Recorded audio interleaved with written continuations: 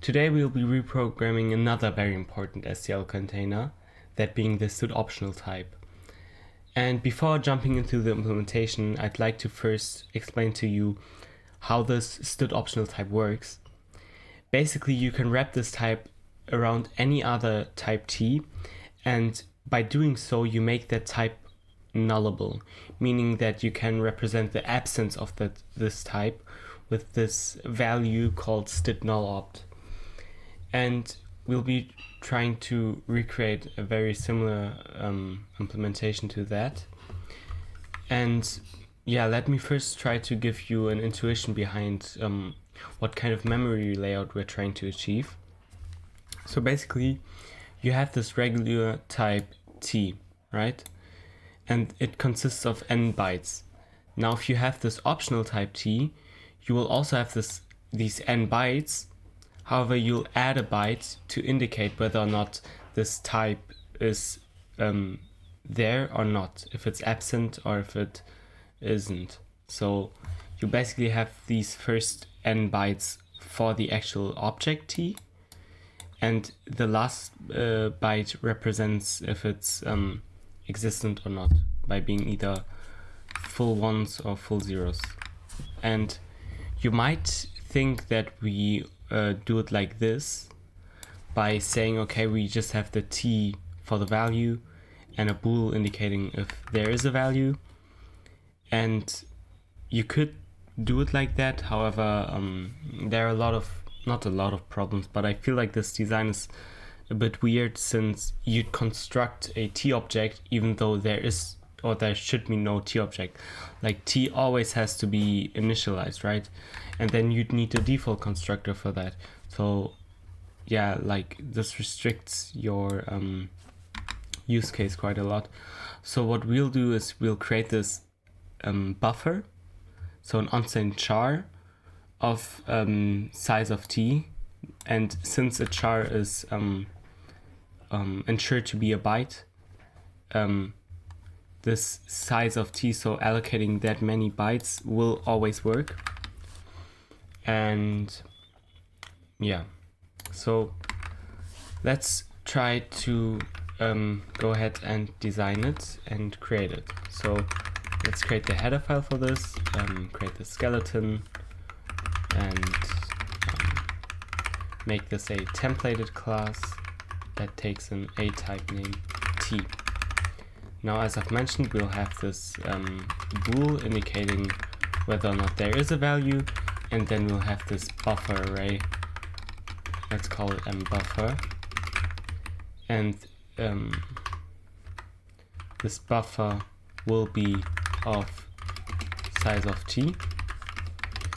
Now, that's basically it in terms of fields. However, since we're using this buffer like a T object, and we'll be reinterpret casting the bytes as a T object, we have to ensure that this buffer isn't misaligned in terms of the T object. So what we'll have to do is we'll have to align this as a T, since otherwise it could sit at a location where it would be misaligned for a T object, and that would result into undefined behavior. So let's do this now, where we set the default constructor, and let's also create the destructor.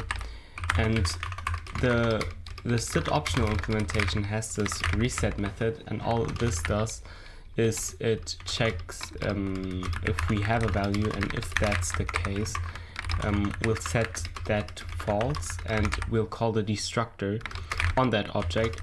And we have to call the destructor manually, since we're also manually constructing it and stuff like that. So yeah, let's now get to reinterpret casting the actual bits. So let's create some method called pointer that gives us a T pointer, and we'll return a reinterpret cast of this buffer into a T pointer. And now what we'll do in here is we'll get the pointer and call the destructor on there. Yeah, and let's also create this const version for this, like that. And now in the destructor we'll just call reset. Now another thing we'll need is these move constructors and copy constructors. So let's create them for both getting just a T object and a optional type. So let's first handle the T objects. For the copy, well, if we receive an object, we know for certain that we have a value, and all we have to do is construct it by calling its copy constructor. So we'll use this in place new, where you can specify a location where you'd like to construct your object, and we'll specify this buffer location, and in there we'll use the copy constructor to construct this object. And now let's do the same for the move constructor, where we'll be moving this like that, and let's include utility for that, and let's also include new for using the syntax. Now let's do the same for taking an optional type. So in there it isn't certain that we have a value, since the other value could not have the object inside of it. So we have to check, okay, do we have a value? If so, let's also construct it by moving this. So we'll call pointer dot or other dot pointer and move that, and then we'll call other dot reset. Since we're moving it, we're stealing its resources, so we can do anything we'd like to with this object. And now let's do the same for the copying. However, we won't be resetting it, and we also won't be moving anything. And yeah, that's pretty much it. Yeah, that looks good already. So we have the copy constructor and the move constructor done. We could also do the move assignment and copy assignment operator, but they won't add any value, like in terms of you learning anything about the optional type. Like, there isn't much changing, so I'll skip them for now. However, what I'd like to show you is the operator overloads. So obviously there are other helper methods like has value that gives you the value. There's also, or like it tells you whether or not this contains a value. Next to that, we also have like a value function. And what this function does is it checks, okay, is there a value? Is there no value? If so, we'll throw a std bad, I believe it's bad optional access. Yeah, exactly. So it will throw if you try to get the value if there is no value, otherwise it will return that value. Now let's create the const version of this as well. And yeah, there are these operator overloads, like the one for the arrow operator, where you get the pointer, and this will return the pointer. And there's also the const version of this, so let's add that. And there's also the dereference operator overloaded for the optional type, and in there we'll just return the value, but let's also return the reference to that, the const reference for the const version, and the non-const reference for the non-const version.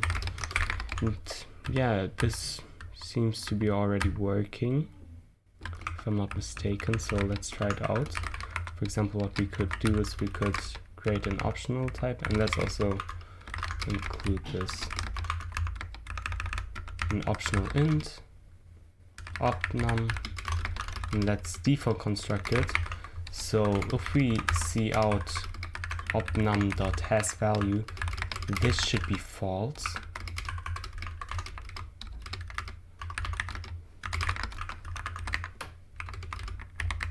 And we get 0 indeed. And if we try to get the value, we should get a bad optional access. Yeah, and we do.